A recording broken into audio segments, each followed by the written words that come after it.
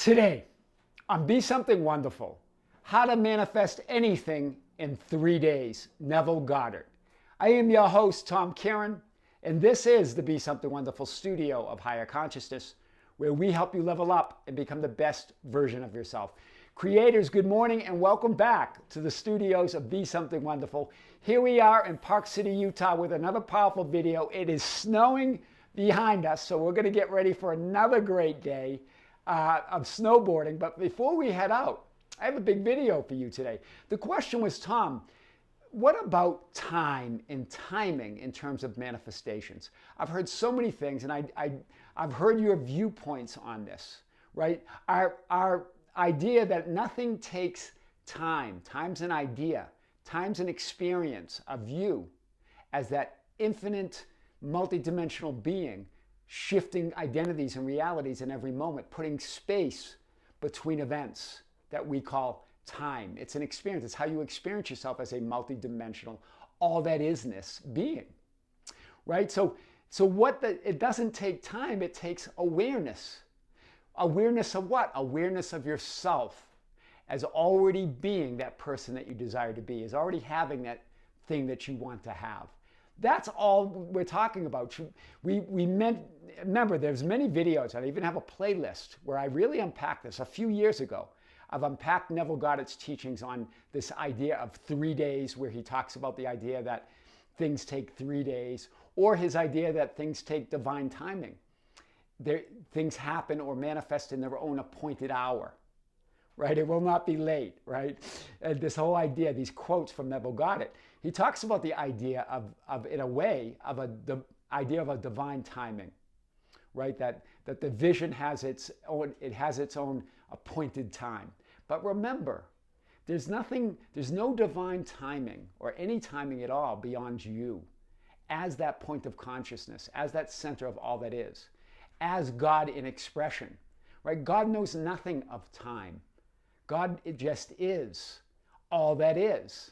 All that is has to be. Remember, if God is omnipresent, that means if God's omnipresent, God must be everywhere. And if God's everywhere, God must be everything. And if God's everything, it must be everything all at once. So time makes no sense. It's an experience. It's how you know yourself as that all that isness. So we're going to talk about all these ideas, that idea of 3 days, that idea of that appointed hour for a vision, and all of that.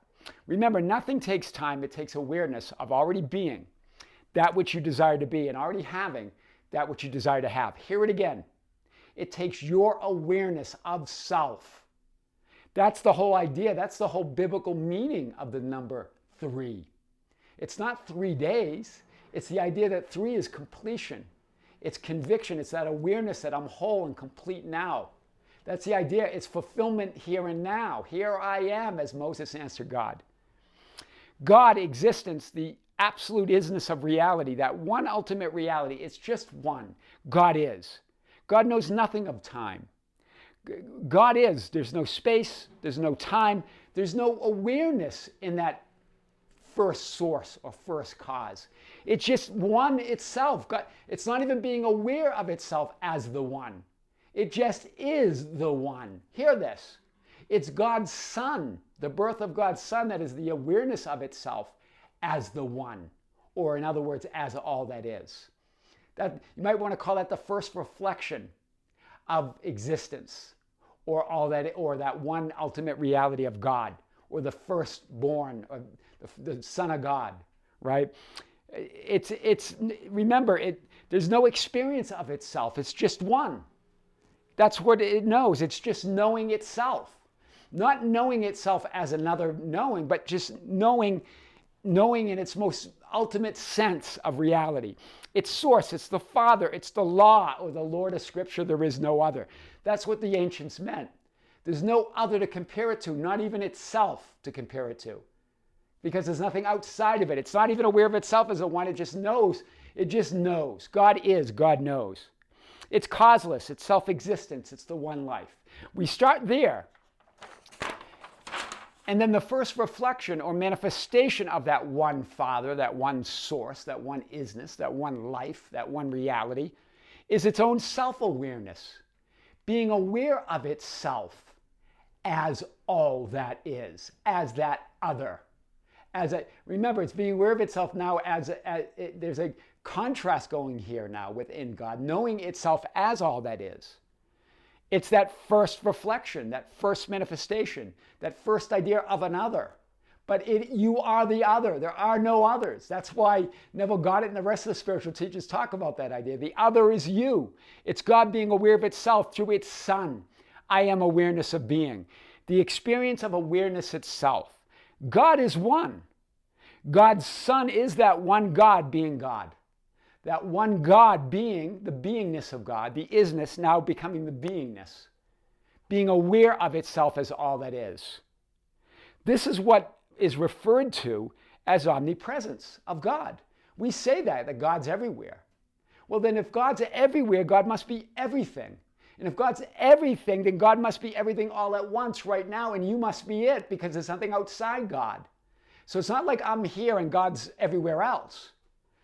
God's everywhere, including within you, right? All at once. And Bashar talks about this, that spiritual entity, right? That non-physical entity that's channeled through Darryl Anka. It's very powerful.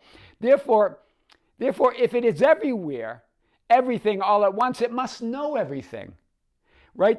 This is where the omniscience comes from. It must be all-knowing. And if it's all-knowing, then it must be all-power.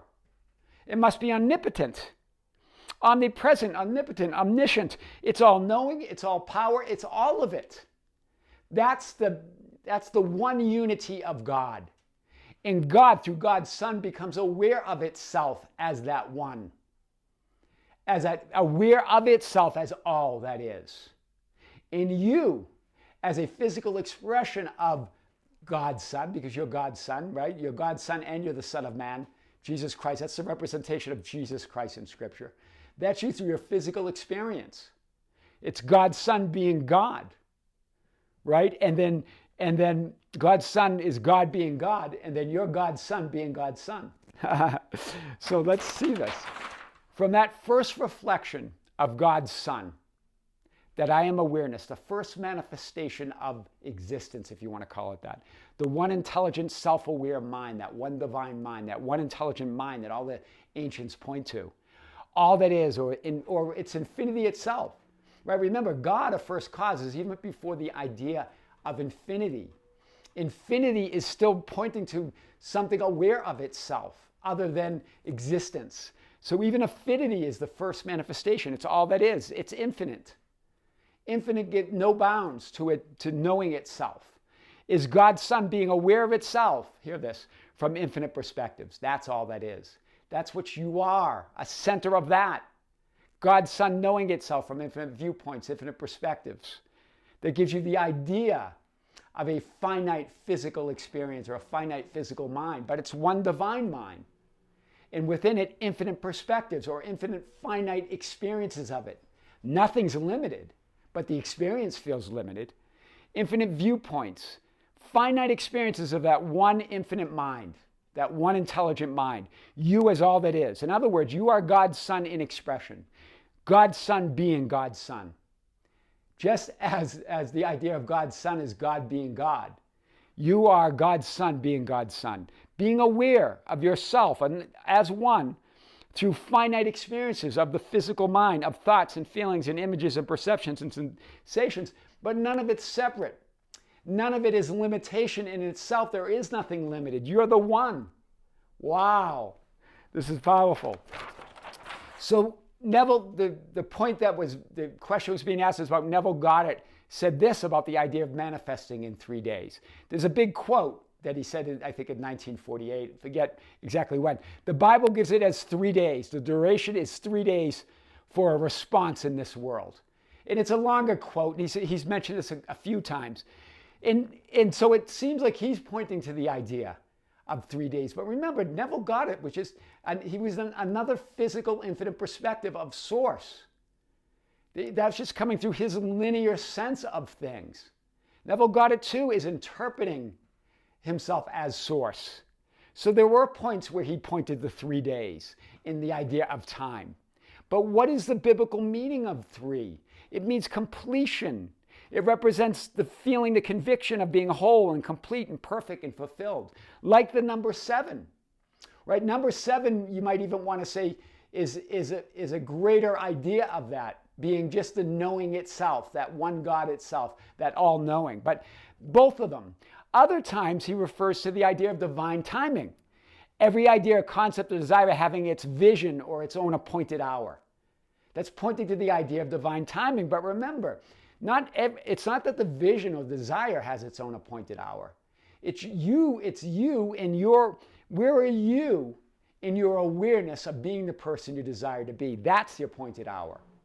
When you are aware of that, when it's natural to you, when you are walking and living and being that person you desire to be, that's the hour, because there is no time. The idea of 3 days is mentioned more than 20 times in the Bible, right? Referring to the rising of your awareness or consciousness of already being that whole, complete, and fulfilled being that you are. It's you just resting in that conviction. It's your conviction of being that person that you desire to be. It's the naturalness of that reality, being that person for whom and what that reality is already real. That's all we're referring to. In Matthew 12:40, Jonah is in the belly of the fish for 3 days. Right? That idea again, rising in consciousness, 3 days, not a time, but a state of this being that person you desire to be. And then in Matthew 7:23, the Son of Man will be killed and will be raised up on the 3rd day. You died to your old self or your old reality. And again in Matthew 20:19, in the 3rd day he will rise again. And then in Mark 9:31, Mark 10:34, Luke 9:22, Luke 13:32, Luke 24:46, all pointing to that 3 days over and over again. In John 2:19, destroy this temple and in 3 days I will build it again. Jesus, your I am awareness. In 3 days, Jesus rose in 3 days, resurrected himself in 3 days. Right? This is where the power is. Right? And remember when Jesus was 12 years old, his parents were looking for him for 3 days. The number 3. Where was he? In the temple. Praying, right? You're in that state of already being that you desire to be. Time and space are experiences of yourself, your own self-awareness, right? That's the appointed hour. Your vision of yourself, your awareness of yourself as that person you always desire to be. This all means your own self-awareness or feeling it real. It has nothing to do with time whatsoever, right? Being that version of you through whom that makes your desired reality real. Can you manifest things in specific times? Yes, but the idea is within you. You create the experience of that time. It's not a time out there. It's the time within you. It's your idea. What other people have manifested or haven't manifested is irrelevant. They're all just stories, including Neville Goddard's and everybody else's. Decide who you are. All of those stories, Neville Goddard and everything, comes from within you. You're the center of reality. There's no other, even all of these teachings in this video of me talking, it all is coming from within you. You're it. That's how to manifest anything in 3 days. That's the idea of Neville Goddard's teaching. It's our teachings. It's already being it. It's always now. Nothing takes time. It takes your awareness of already being that person you desire to be. I am your host, Tom Kearin, and this is the Be Something Wonderful studio of higher consciousness, where we help you level up and become the best version of yourself. Creators, thank you. Thank you for being with me. Thank you for liking and sharing and commenting on the videos. Thank you for being part of our Facebook group, The Ambassadors, at facebook.com/groups/Be Something Wonderful, for joining us on Instagram and Twitter at Tom Kearin, TikTok at Be Something Wonderful, anywhere on social media at TikTok or Be Something Wonderful, and for being part of the membership channel. We're going to be planning our next live stream for January. Stay tuned. It'll be our first one of the new year. And I'll be answering your questions live on the chat, as well as questions that you're sending to us at info@besomethingwonderful.com. Also, more content and more things coming on the membership channel this coming year.